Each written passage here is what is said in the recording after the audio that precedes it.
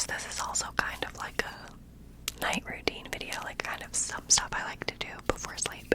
I don't do all of these things every single night, but most nights. So I love to light a candle in either like the bathroom if I'm like taking a shower, a bath, or in my bedroom.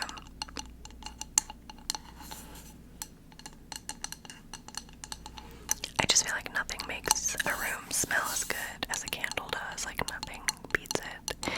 Not a room fragrance, not an oil. I'm just a candle girl. This one's from White Barn. It's champagne toast, which we love. It has notes of bubbly champagne, bright berries, and juicy tangerine.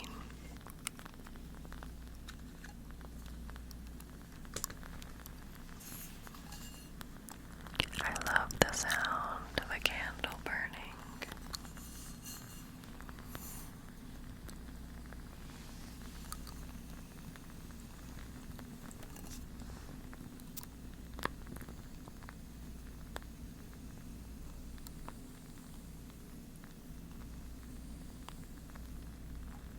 Okay. Before this gets too hot, I'm gonna set it in the back. Don't worry, I will blow that out right after this video.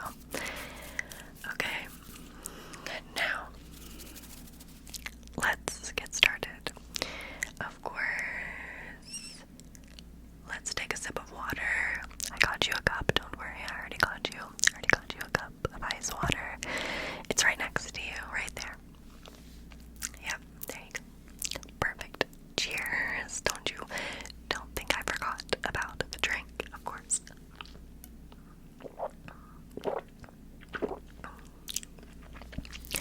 I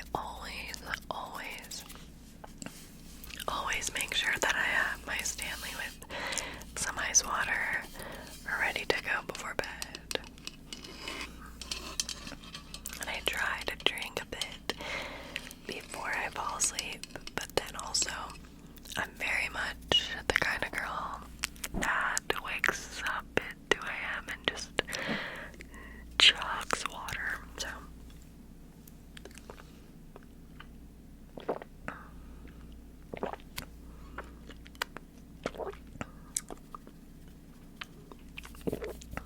okay, I'm just gonna set that to the side. Okay, I just got out of the shower, so don't worry, I'm all clean and everything. And I'm gonna apply just a little bit of lotion onto my arms and my hands so that my hands are soft and I'm touching your face, if that's okay.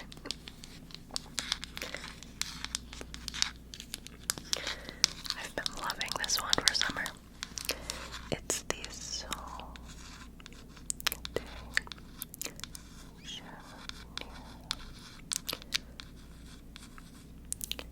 in Brazilian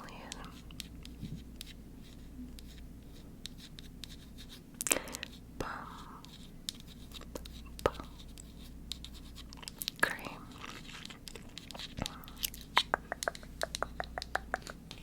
It's super summery, quite tropical.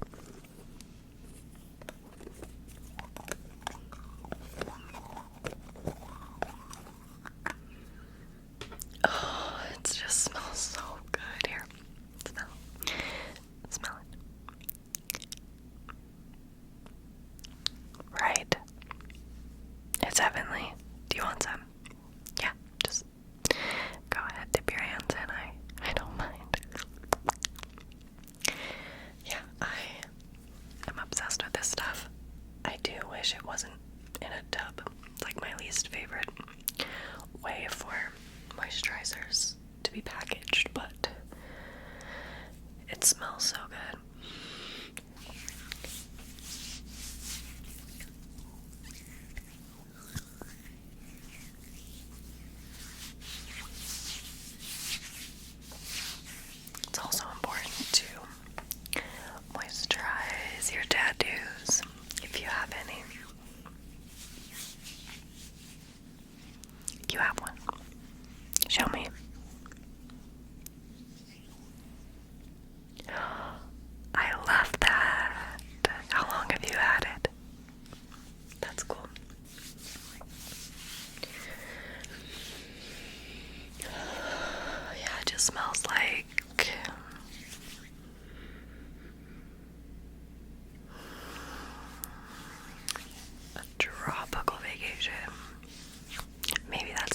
I used it when I was on vacation, but it just takes me back, you know.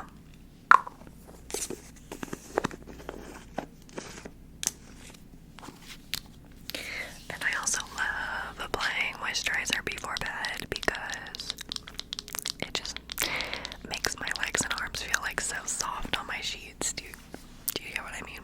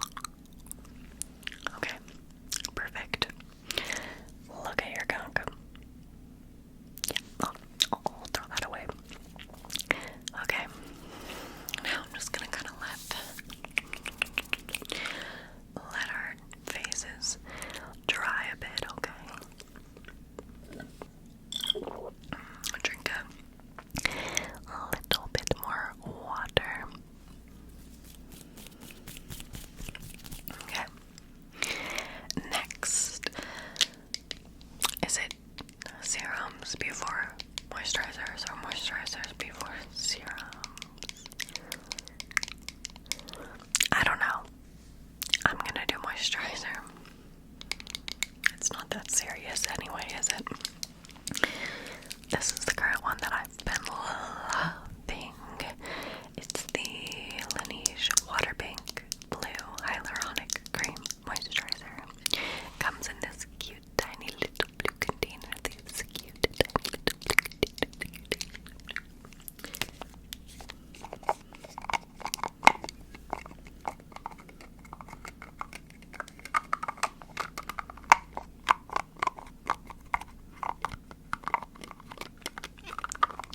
Are you getting sleepy?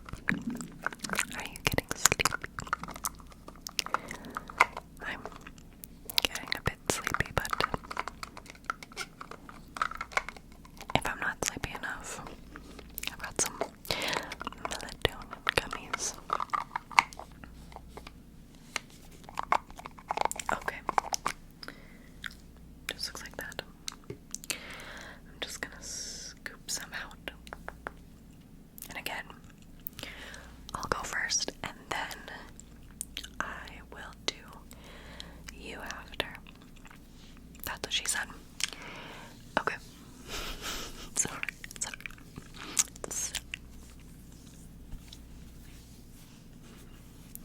Oh. It just feels so good. I have quite dry skin, as you know. And I feel like I just needed this. Okay, now I'm gonna get just a bit more on my fingers. And I'm just gonna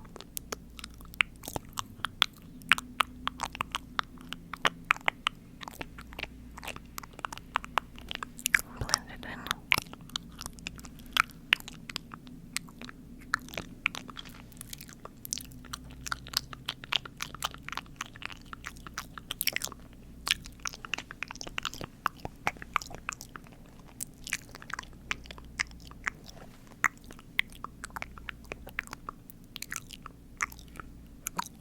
Okay.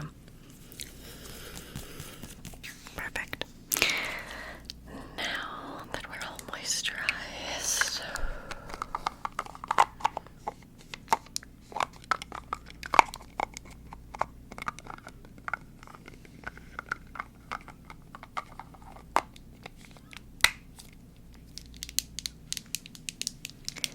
let's wait for it to soak into the skin. And take a deep breath, okay? I want you to do it with me.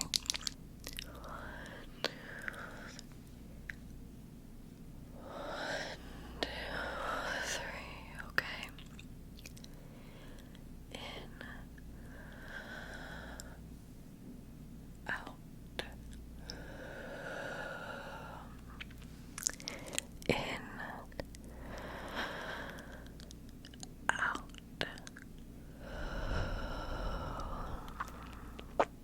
Perfect. Okay, next step of the skincare is serum.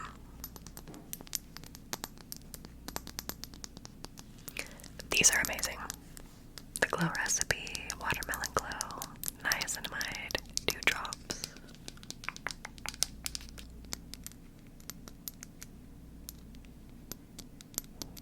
They just make you look so dewy, glowy. And they smell like watermelon. And I'm not talking fake, artificial watermelon. I'm talking real summertime juice dripping down your chin watermelon. Which, I will say, does pair quite nicely with the candle.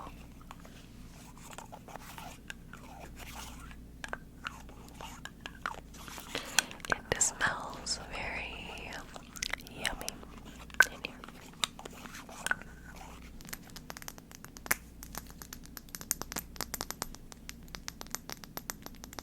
I just realized this looks like a light bulb.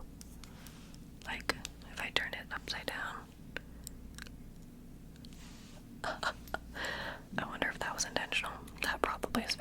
obvious to a lot of people, and I am just very, very, very silly.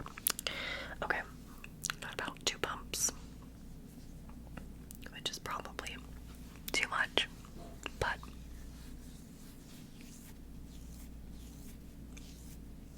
you only live once, right?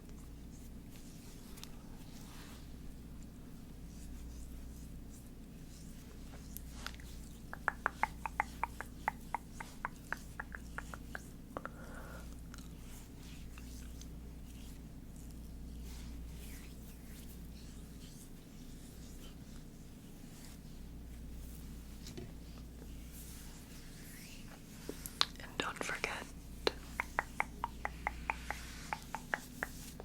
to blend any excess product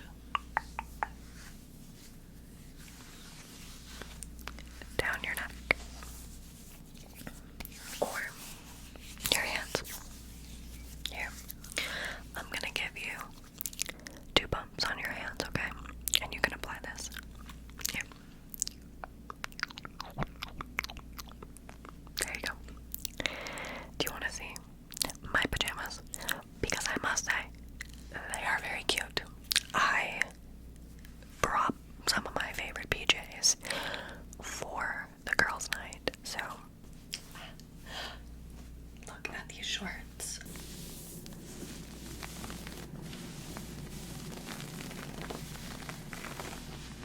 I got these shorts from Target and I'm obsessed with them.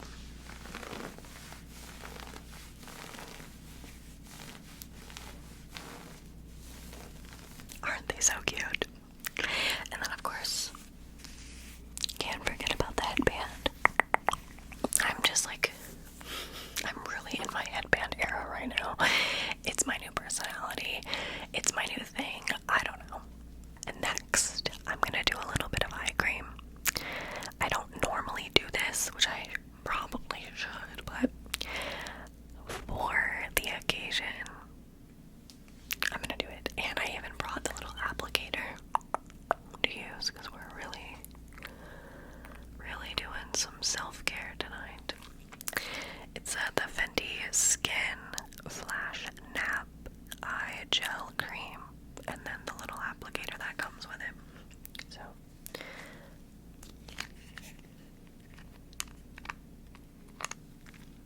I'm just going to squeeze some right on the applicator, which is probably not the most sanitary, but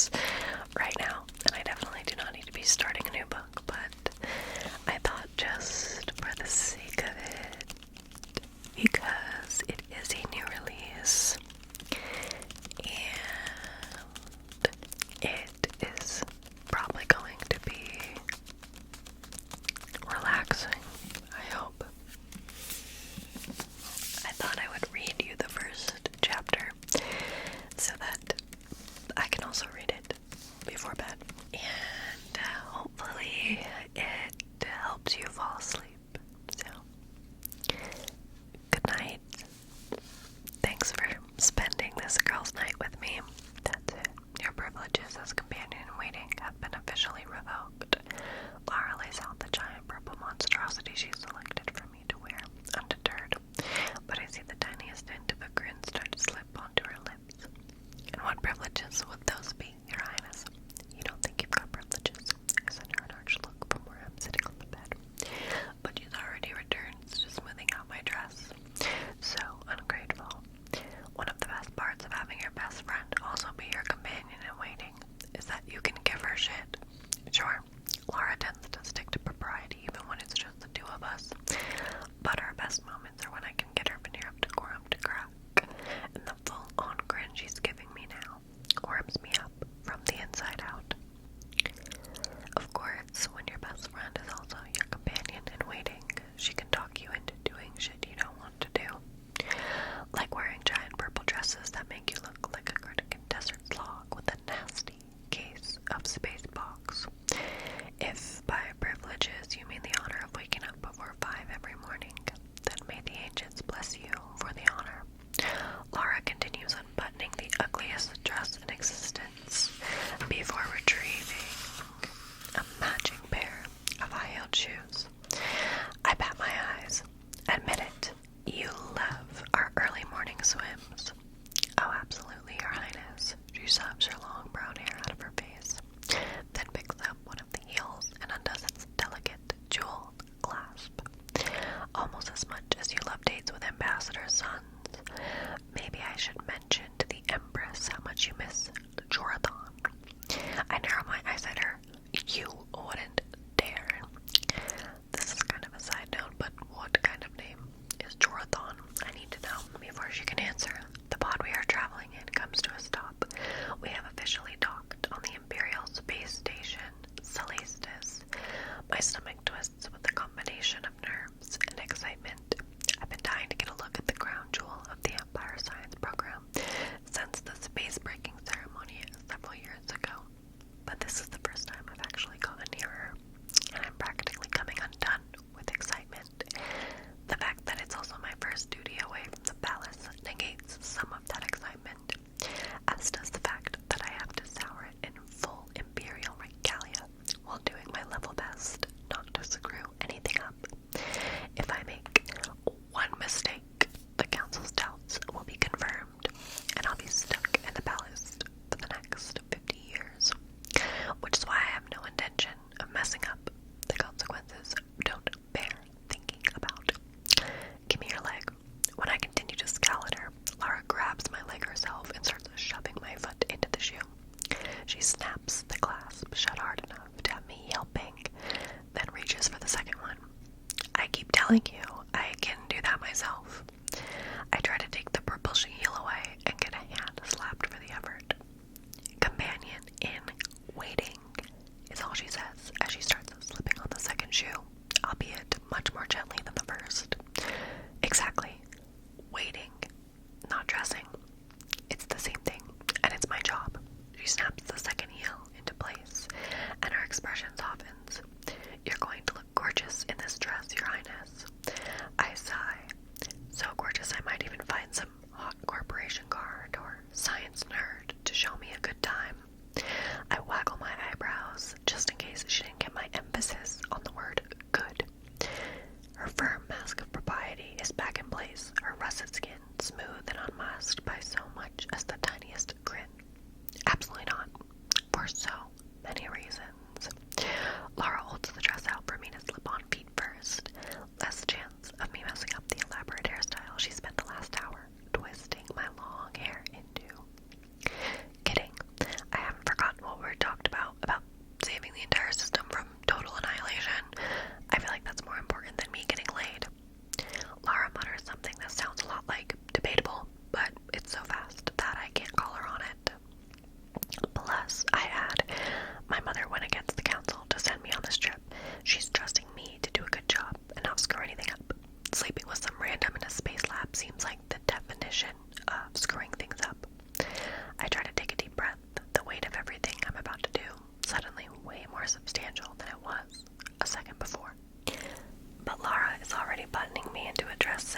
and jewel-crusted. It might as well be body armor. There's no longer room for movement of my diaphragm, which means joking around is definitely out. Unfortunately, so is breathing. You look so beautiful, Your Highness. Laura steps back as she finishes with the last of the tiny jeweled buttons. What do you think? Are there any slogs bigger than the ones from Karaticus? Because if there are, I definitely look like one of those. Nope, she replies as she turns me to face the full-length mirror that runs along the wall.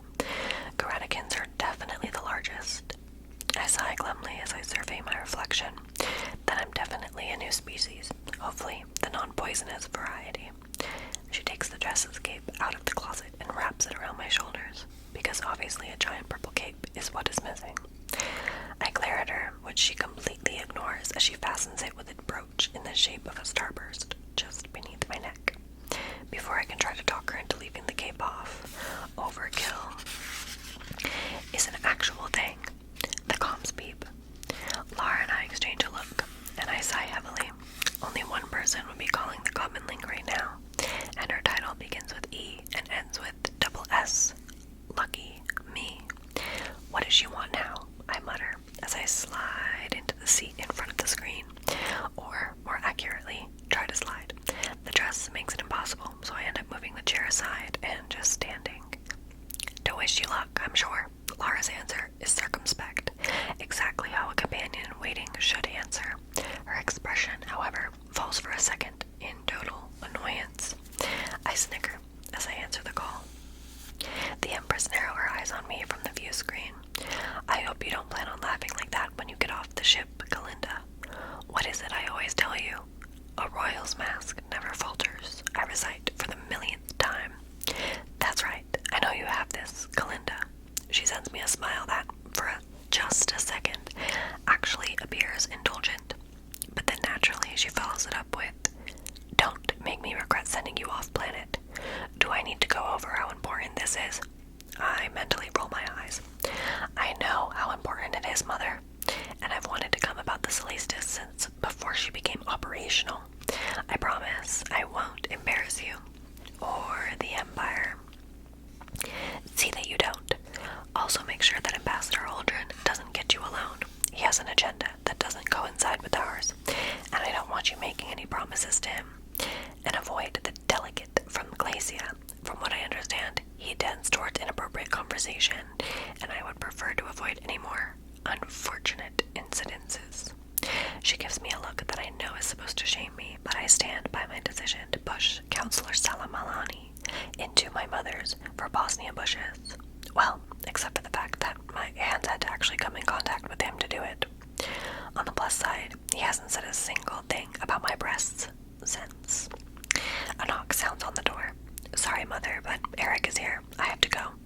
He'll wait until our conversation is through, I assure you. But she relents. Don't overpromise. Don't ask too many questions. Don't forget the imperial face, and you'll do great. As if I could ever forget the imperial face. Don't smile. Don't frown. Look interested, but bored at the same time. All without actually moving a facial muscle. She had me practicing since I was 5.